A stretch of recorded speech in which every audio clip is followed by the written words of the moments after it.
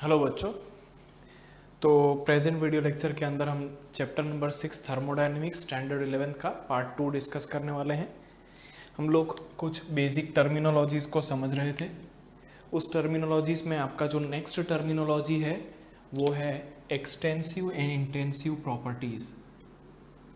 सबसे पहले समझते हैं कि एक्सटेंसिव प्रॉपर्टीज का मतलब क्या होता है। तो extensive properties they are the properties of the system which depends upon the amount of matter present in the system or on the size of the system. चलो, they are the properties of the system. They are the properties of the system. They are the properties of the system which depends upon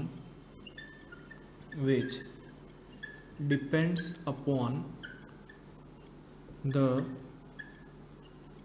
amount of matter present in the system, amount of matter present in the system or size of the system, या तो वो size of the system के ऊपर depend करती हैं।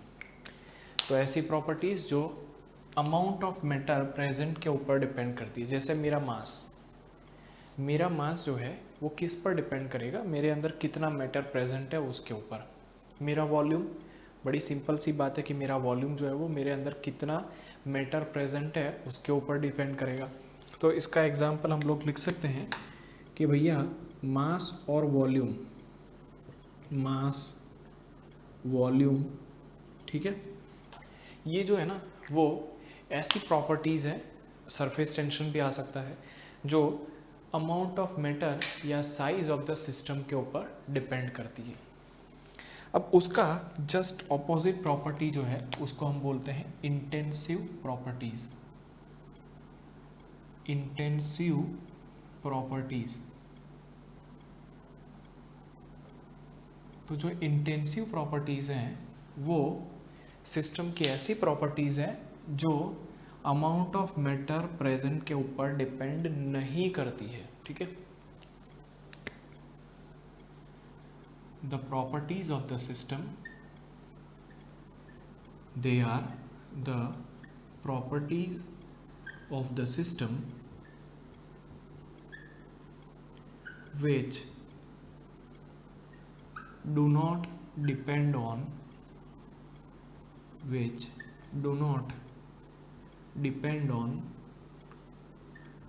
amount of matter present or size of the system, जो matter के quantity के ऊपर या साइज ऑफ द सिस्टम के ऊपर डिपेंड नहीं करते हैं, ठीक है। इनफैक्ट वो नेचर ऑफ द मैटर के ऊपर डिपेंड करते हैं। तो ऐसे प्रॉपर्टीज़ को हम लोग इंटेंसिव प्रॉपर्टीज़ बोलते हैं। इसके अंदर लिख सकते हैं आप नोट में कि दे डिपेंड ऑन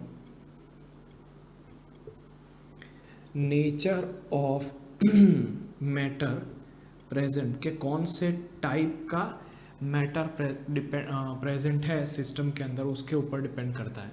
तो this depend upon the nature of matter present in the system. वो सिस्टम के अंदर कौन से नेचर का मैटर प्रेजेंट है उसके ऊपर डिपेंड करती है। इसका एग्जाम्पल अगर आप ले तो मेल्टिंग पॉइंट, बॉइलिंग पॉइंट हो सकता है, मेल्टिंग पॉइंट या बॉइलिंग पॉइंट। अब समझना, मेल्टिंग पॉइंट, बॉइलिंग पॉइंट, उसके बाद आपका डेंसिटी है, ठीक है। मेल्टिंग पॉइंट हो गया, बॉइलिंग पॉइंट हो गया, डेंसिटी है, विस्कोसिटी है, ये सब की सब जो है, विस्कोसिटी जो है ये सब के सब इंटेंसिव प्रॉपर्टीज़ है, ये मैटर के ऊपर डिपेंड नहीं करती है। फॉर एग्जांपल आप 100 लीटर पानी का बॉइलिंग पॉइंट निकालो या 10 लीटर का निकालो, वो तो 100 डिग्री सेल्सियस ही आएगा ना। नो डाउट दोनों को 100 डिग्री सेल्सियस पहुंचाने के लिए हीट का जो अमाउंट देना पड़ेगा वो अलग अलग होगा, अमाउंट ऑफ एनर्जी जो देना पड़ेगा वो अलग अलग होगा, लेकिन दोनों का बॉइलिंग पॉइंट तो 100 डिग्री सेल्सियस ही आएगा। विस्कोसिटी आप कहीं से भी निकाल लो कोई भी वाटर का, वो भी सेम ही आएगा। तो कहने का मतलब ऐसे प्रॉपर्टीज ऑफ द सिस्टम जो अमाउंट ऑफ मैटर के ऊपर नहीं बट नेचर ऑफ मैटर के ऊपर डिपेंड करे, उसको हम लोग बोलते हैं यहाँ पर इंटेंसिव प्रॉपर्टीज। अब यहाँ पर आपको नोट ये लेना है बच्चों कि दो एक्सटेंसिव प्रॉपर्टीज का अगर हम रेशियो लेते हैं, दो एक्सटेंसिव प्रॉपर्टीज का अगर हम रेशियो लेते हैं तो वो इंटेंसिव प्रॉपर्टी आता है। तो नोट लिखेंगे कि ratio of two extensive properties, ratio of two extensive properties is always intensive property. दो एक्सटेंसिव प्रॉपर्टीज़ का अगर हम रेशियो लेते हैं तो हमें हमेशा इंटेंसिव प्रॉपर्टी मिलता है। जैसे बहुत बढ़िया एग्जांपल इसका डेंसिटी है। डेंसिटी क्या होता है? मास और वॉल्यूम, मास अपॉन वॉल्यूम। तो मास और वॉल्यूम दोनों ही एक्सटेंसिव प्रॉपर्टीज़ हैं, लेकिन उसका रेशियो ले लो तो वो इंटेंसिव प्रॉपर्टी बन जाता है। जैसे आप 1 किलोग्राम का डेंसिटी निकालो या 10 ग्राम का निकालो या 5 ग्राम का निकालो, डेंसिटी ऑफ आयरन तो सेम ही मिलता है ना। तो कहने का मतलब डेंसिटी जो है वो इंटेंसिव प्रॉपर्टी है जो दो एक्सटेंसिव प्रॉपर्टीज़ मास और वॉल्यूम का रेशियो निकालने से मिला है। तो इतनी बात हमको समझ में आ रही है कि दो एक्सटेंसिव प्रॉपर्टी का जो रेशियो है वो हमेशा इंटेंसिव प्रॉपर्टी देता है। चलिए टेक द स्क्रीनशॉट। अब हम डिफरेंट टाइप ऑफ प्रोसेसेस की बात करते हैं जो थर्मोडायनेमिक्स में होती है। चलो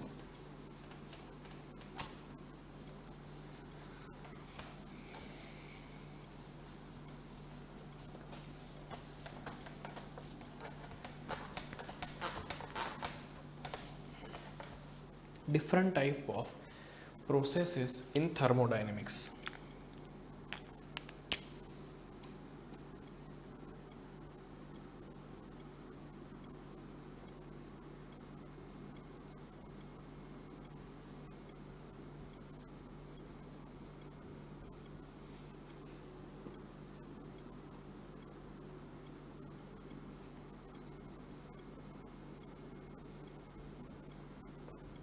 तो जो पहली प्रोसेस आ रही है वो है आइसोथर्मल प्रोसेस। जो द फर्स्ट प्रोसेस है that is isothermal process.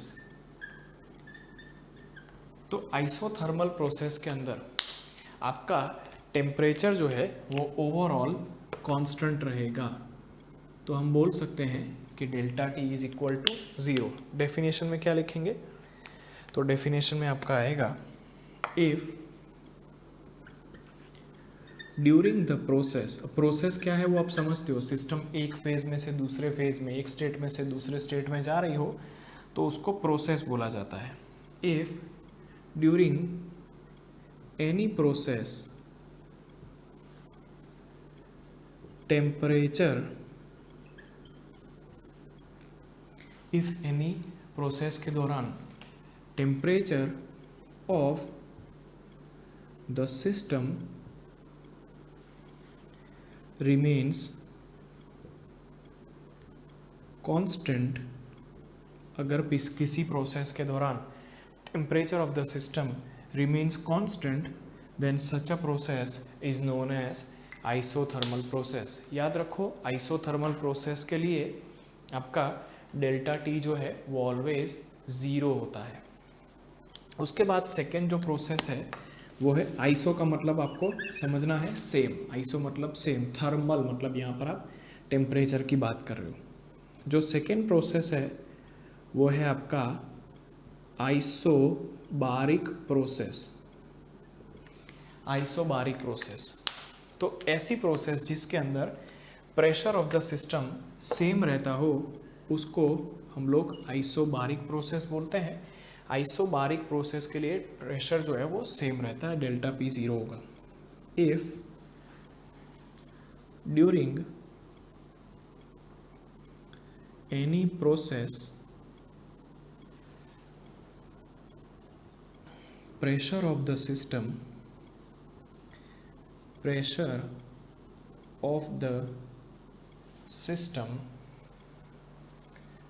remains constant, then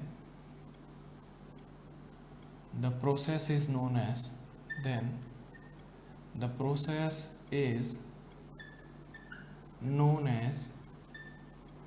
isobaric process. अगर किसी प्रोसेस के दौरान pressure of the system constant रहता है तो उसको आइसोबारिक प्रोसेस बोला जाता है। उसके बाद आपका आता है आइसोकोरिक प्रोसेस। आइसोकोरिक प्रोसेस, तो अगर किसी सिस्टम के अंदर थ्रू आउट वॉल्यूम चेंज ना होता हो तो उसको आइसोकोरिक प्रोसेस बोला जाता है। आइसोकोरिक प्रोसेस, तो if during any process volume of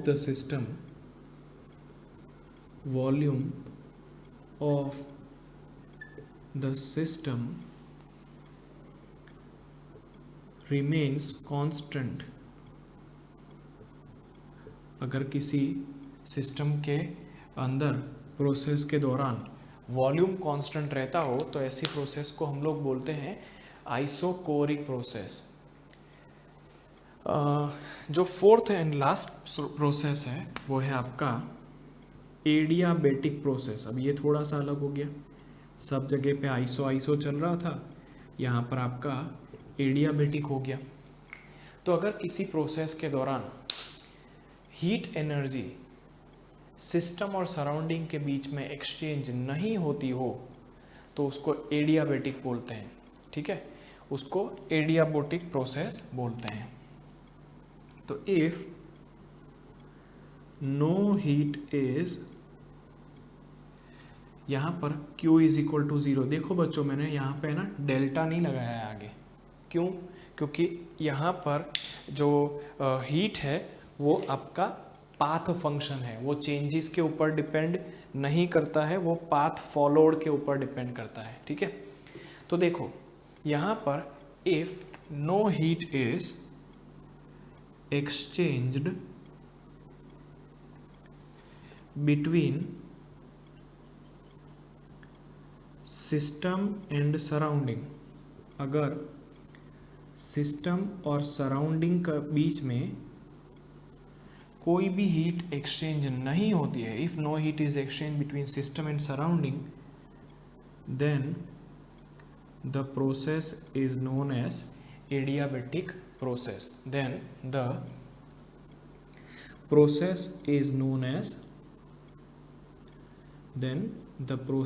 is known as adiabatic process। अगर किसी सिस्टम के दौरान किसी प्रोसेस के दौरान अगर सिस्टम सराउंडिंग के साथ किसी भी टाइप का हीट एक्सचेंज नहीं करती है तो वहाँ पर हम लोग उस प्रोसेस को एडियाबेटिक प्रोसेस बोलते हैं।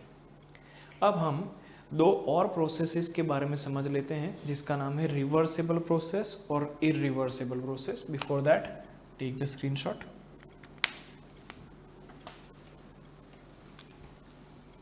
चलिए, अब हमें दो और प्रोसेसेस के बारे में समझना है। पहला है आपका reversible process and the other one is irreversible process. चलिए, तो रिवर्सिबल प्रोसेस नाम से ही समझ में आ रहा है कि भैया इसको रिवर्स किया जा सकता होगा। हाँ जी, सही बात है, लेकिन एक और कंडीशन है। रिवर्सिबल प्रोसेस में प्रोसेस का बहुत ही ज़्यादा स्लो होना बहुत ज़रूरी है। चलिए समझते हैं। तो डेफिनेशन आ जाएगी आपकी, रिवर्सिबल प्रोसेस, रिवर्सिबल प्रोसेस। तो अगर कोई प्रोसेस बहुत ज़्यादा स्लो में वे में हो, if any process takes place very very slowly such that it can be reversed at any point of time, किसी भी पॉइंट ऑफ टाइम पे उसको रिवर्स किया जाता है, तो ऐसी प्रोसेस को हम लोग रिवर्सिबल प्रोसेस बोलते हैं। ये प्रोसेस इतनी ज़्यादा स्लो होती है कि उसको हम किसी भी पॉइंट ऑफ टाइम पे रिवर्स कर सकते हैं। जो दूसरा प्रोसेस है दैट इज इररिवर्सिबल प्रोसेस। तो इररिवर्सिबल प्रोसेस में क्या होगा? तो इररिवर्सिबल प्रोसेस में if any process takes place in single step या very fast in a single step या ब्रैकेट में very fast भी लिख सकते हो, very fast such that it cannot be reversed, it cannot be reversed, then the process is known as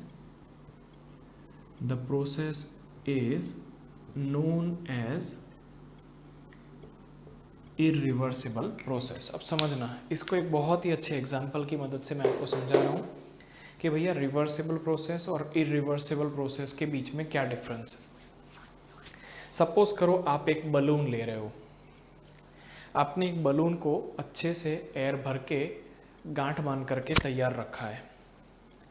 अब उसको आकर के मैं पिन मार देता हूँ तो क्या होगा? सीधी सी बात है, बलून बर्स्ट हो जाएगा, फट जाएगा।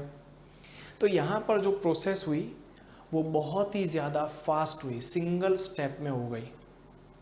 साथ साथ में उस प्रोसेस को रिवर्स भी नहीं किया जा सकता, मतलब बलून को वापस से हम क्या उसके मेन कंडीशन के अंदर ला सकते हैं?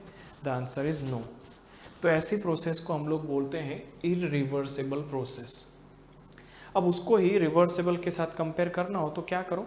उस बलून को पिन मार के फोड़ने की जगह पे क्या करो? उसकी गांठ को खोल दो, गांठ खोल के थोड़ा सा जगह कर दो ताकि हवा धीरे धीरे धीरे धीरे बाहर निकलती रहे।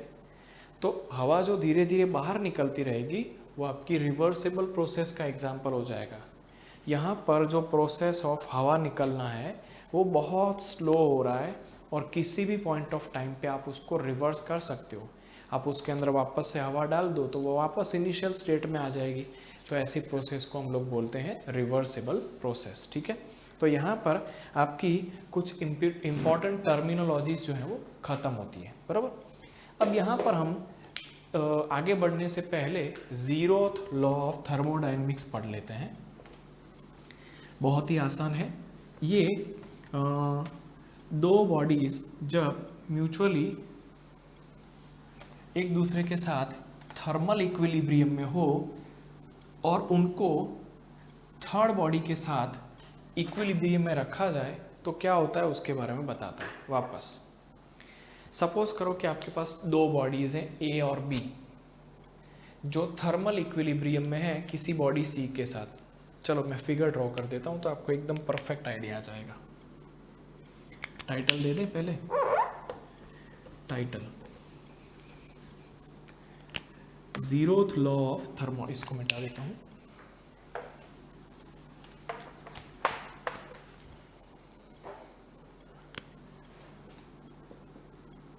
Zeroth law of thermodynamics.